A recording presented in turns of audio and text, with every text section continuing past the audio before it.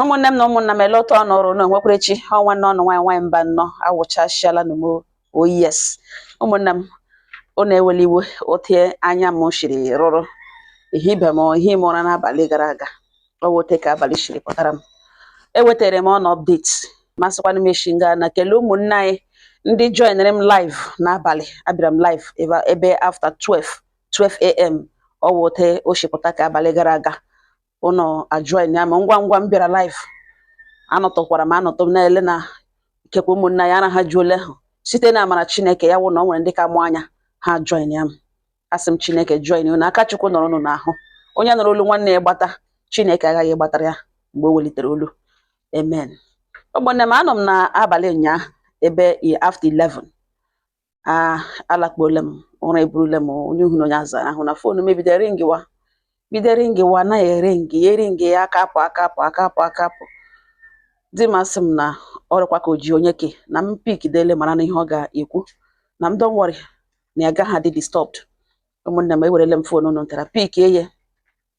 ya wụrụ na ọnwa nna anyị nwaanyị ya etiwe bewe sị nwaanyị mba nnọọ nza ya si ya amaghị otu m ga-esi eme by this time na m biko gbaje m ugbu ene m biko ga-ekelere ya mba ụwa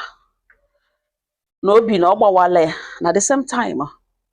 n'obi na ọ dị ụtọ na ihe na-eme gị na ndụ ya gbaga mkpe ma iwe ma obiọma nọ na ọwụta efili gị ha abụọ and then the weight of two of them na ọ dịrị ya too much na mbiko na mgbajem ugbo ga-agwara ya ụmụnne anyị ihe ọwa ga-echenu chi hụ n'ụkọtụ ya sị m mba na ọ dịrị ya fa na ya amaghị otu m ga-esi eme ma m ga-agatụrụ ya live ga-agwa ya ndị mmadụ kwere ndị mmadụ ọgọdụ mmadụ abụọ nọsịrị ya Chineke nna akao Chineke ekele dịrị ya na mbiko m si ya ngwa m ihe owele ihe ọ ya sị m na nwanne ya nwaanyị the only sister ya nwere dị 24 years na nwanne ha nwoke na ọma na-ejiga ọlụọla nwaanyị ya na ụmụ ya nọ na village na ọ ya nwa bugekwe ndị ka ahụ na-enweghị mọchị ọ na-eme na nwanne ya nwaanyị a ya zụkwara na ya na ya nwa nọ sọpọtụ ya in every step of the way na ya sọpọtụrụ ya n'ihi na after nne ha na nna ha nwụchara hapụga ha na ngwa na ọya nwata ochiri two of them di abịa lụọ ya na mgbe di ya lụkwara na ya wee teenager mgbe ya lụrụ di ya erubeghị 20 years lụrụ di ọwụ n'ihi gịnị amaghị otu na-eme Chukwu emebere rọpụtakwara na ya onye ọrụ ka ọrịa mere ya understand bụkwanụ di ya na ya bụ atọkọ isi ọnụ bido build wee bido plan nwa bido mewe chụwa ego ngide chụtakwana ya nwa nga ọ ga-agbazure ha na ya na di emegekwana ihe n'otu obi ruo mgbe ya gara aga kpụrụ nwanne by then ya mụọ na nwa ka atọ ya ga-akpụrụzie esi ya bịazie ka ya na ya nọrọ permanently n'ote nwanne nwaanyị si bịa n'ụlọ ya nọrọ n'ụlọ ya ya na-asa ya na-aghọpụta ya ka elene ma ọ ga-ebute n'oke di n'ihi na nwanne nwaanyị ahụ mara mma ya bido pịawa ya bido sawa ya ma ileji anya ma ịzụrụ ya kwa ma ime ya isi ma inye ya ezigbo ọzụzụ kụziere otu esi eshiri kụziere otu esi edozi ụlọ na obido ịhụnanya na ya hụrụ nwanne ya ahụ n'anya too much na nwanne ya na ọ dị 24 years nọgide all of a sudden otu ụbọchị ya elota ya hụ ya kpọọ nọmba ya kpọọ ya ọga sị elekwana ebe ọ nọ file na o stepụrụ out ịga zụọ ihe na ọ nọgide o stepụrụ out ya n'ozikwa hụ from ha rutezi aka ebe oge mgbede nwanne ya nwaanyị nụtara kpọọ ya na fonu si ya sista na ya bọdakwala itu ya na ebe ya nọ na ya nọ ọfụma na ya soro na enyi ya nwoke gbalaga ya eme na-elop na ọ tala ahụhụ too much na ya sị ka ya stepụta out ga face the world na ya bọdala itu ya na ya nọ ọfụma ya kpọwa ya sị lee mgbe ọ dịwara dị stupid na obi kelu achịta back to the house ya sị mba sista na ya don't worry gbanyụọ ya fonu na ntị ya kpọwa nọmba ahụ naghị aga kpọgide nọmba ahụ na-agaga ya ekopụ na nkopụ kpọwa di ya si ya na ya bịa biko ka a ga-eme ka entry ka ọ hapụ ịwụ na this girl nọ under durex maybe somebody kidnapụrụ ya ma ọ kpọwọ hụ ihe omege kọlụ ọkpụga o jikwanye ya di ya gwawa ya si na ya don't worry na nwanne ya nwaanyị ahụ dị smart n'ọnwa 24 years n'ebe ọ kpọrọ n'ebe ya nọ ya dị okay na erutekwe na police station ọhịa polisi ga-ekwukwe isi once ịsọ ọ dị 24 years and ọ kpọọla phone that means ọ dịghị missing si hapụ ya na ya trọstụrụ dat n'ebe ọ nọ na ọ dị mma na ọhịa di ya sara ya ekuda n'ihi na ote di esesa ya okwu ahụ jutụrụ ya afọ ya dị ome ya ghọta dat na ọ dị safe ebe ya nọ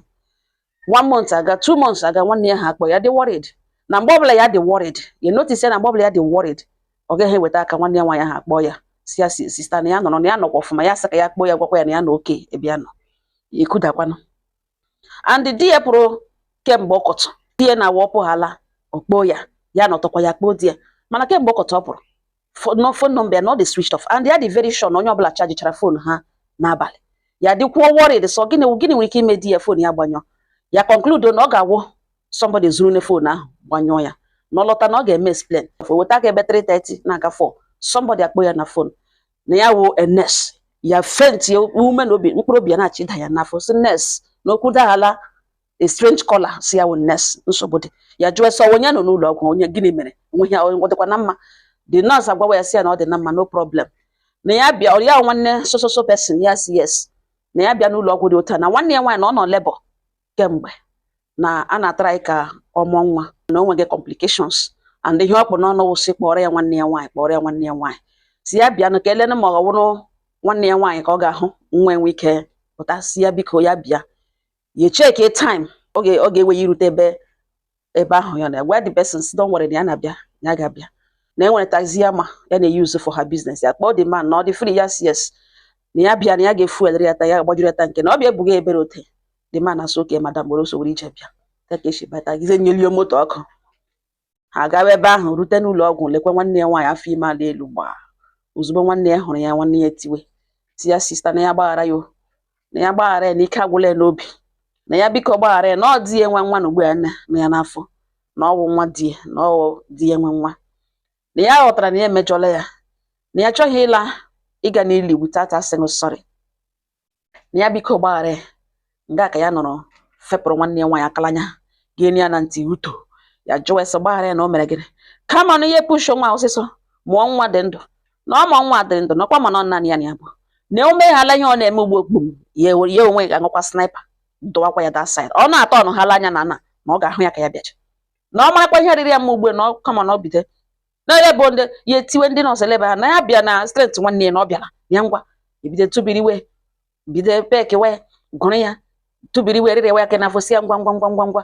na ya ngwa ọsịsọ ngwa na nwoke ga-esere ya na nwanne ọ nwoke ga ọ n'ihi ihe nwayọọ so na ọ dị ime onye ihe opportunity ilete ọ bịazi ntụrụ chọka enwe gị n'aka na ọ gaghị eme ya ngwa ụta ka ndị nọọsụ shi gbakọ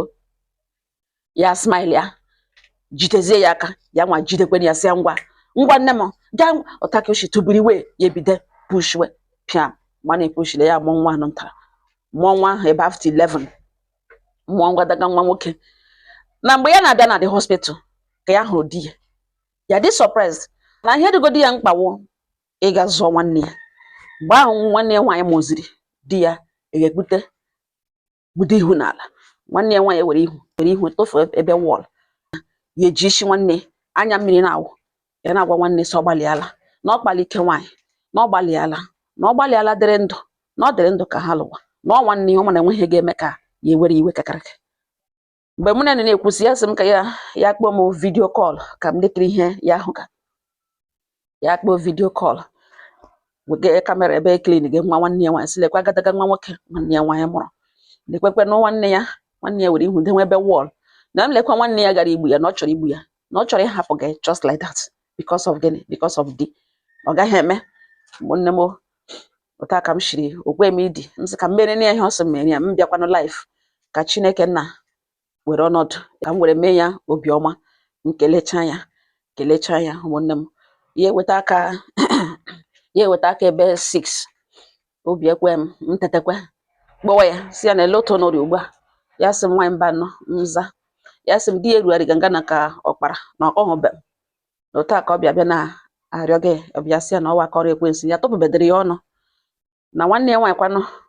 na n'abalị ahụ ka ya gbara shikwere mmiri ọkụ mee gịnị hichaa ya clean ya up na ọ nọ n'ezigbo ụra. Otu a mụ na ya na-ekwu na ma ya ma nwa na mgbe m jiri kpọọ ya na ọmaka na nwaanyị mba nọ nza ya sị m na nwanne ya pụọ out of danger. Now she's a mother, the mother of her husband's son, even though na ya mụkwara di ya ụmụ nwoke 3 ya mụbeghị nwaanyị 4 sons di ya ji na ya na-ele anya na ọ bụrụ na eli n'ala jụjụ oyi na ya ga-ejiri nnọọ nwayọ na enwere ego na ya n'aka na ya eji ego ya ga-aga renti ụlọ ebe ọzọ pụọra ha na nwanne ya nwaanyị agaghị anọ outside ele nwa ya na ya na di ya elekọta nwa ọhụrụ na di ya ga-anọ di ya for ha na ihe a ga-eme kpọrọ ụmụ ya ebe ya na-enwe nne ya ga-akọsara enwe nna ya ga-akọsara ihe nwere wụ uncles chọrọ ya ka ya nwụọ taa na echi ya kọwara anyị ke na ha ga-achịgbu onwe ha na ya ga-agwa ya elekọtara ya nwanne ya na nwa ha kpọrọ ụmụ gị shift ka ha nwee ike nwee space. M sị ya nne m emena ihe ị chọrọ ime gị ime ihe ahụ ị chọrọ ime ọ ga-enye nsogbu ị ga-emebikwa ihe dị mmụọ. Sometimes mgbe ụfọdụ ihe ga-eme gị na-ajụ sọ gịnị kpatara ihe a jiri mee ị ga-akọwatanwu. Mgbe ụfọdụ onye ị hụrụ n'anya ga-eme ihe ọjọọ gị na-ajụ sị olee reason iji mee ihe a onye ahụ a ga-akọwatanwu. Ọ dị too early esi ị ga-eburu akpa nkwụwa ọ dị only sister ị nwere dị nwekwanụ is according to you unu nọ n'obiọma ịhụnanya ma ihe a na-akpọ temptation enwe ndị na-withstand onwe ya. Yes,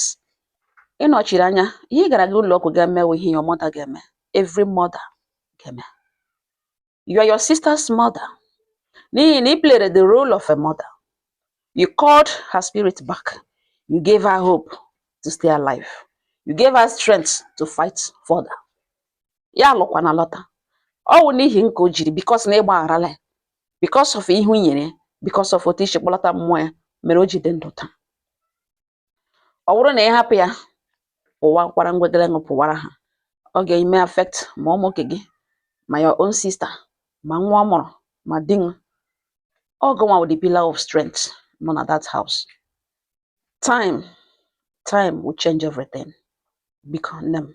ọ lọta ugbu a na ọ ga-enidi na nwanne ma mmiri ọkụ ma gịnị ya sị mba nwaanyị mba nọ nne di elekọta gị ya mụ na di ya ga-akpọ mmemme ya bịa. M gwa sie nne m ya sị biko agala ebe ahụ ị chọrọ ịga ugbu a imewe na-emewe wetu obi ihe ị na-eme adịghị izi ọwụwa onye ọbụla ga-eteki ya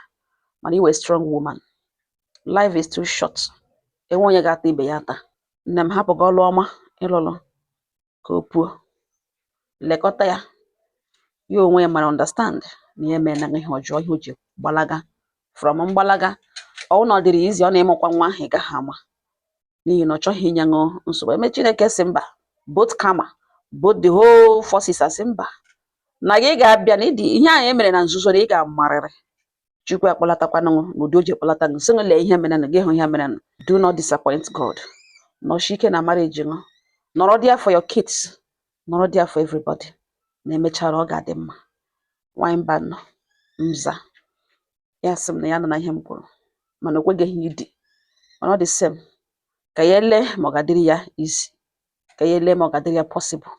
na enwere ihe ya na-ele anya ka ya elewegodo ihe ahụ anya marakwanụ otu ọ ga-adị na ya nọ na ihe m kwuru. Ụmụnne m ga-agbarakwudebe n'isi ọkọtọ taa nsoma bịa gboto ha kwara n'ọnụ because ụfọdụ nọ ndị join m live ga-like ịma ihe mechara mee gị nwee nwanne ji nwanne gị ịhụnanya mee ka nwanne gị wụrụ nwanne gị. Onye ọbụla kpachapụ anya mara your space mara your limit mara mgbe ị mejọrọ nwanne gị mara nwanne ahụ hụrụ gị n'anya ya adịla ngwa ngwa imejọ nwanne gị. Ọ ngọ ha nọ m n'ọnụ udo dị ọnụ.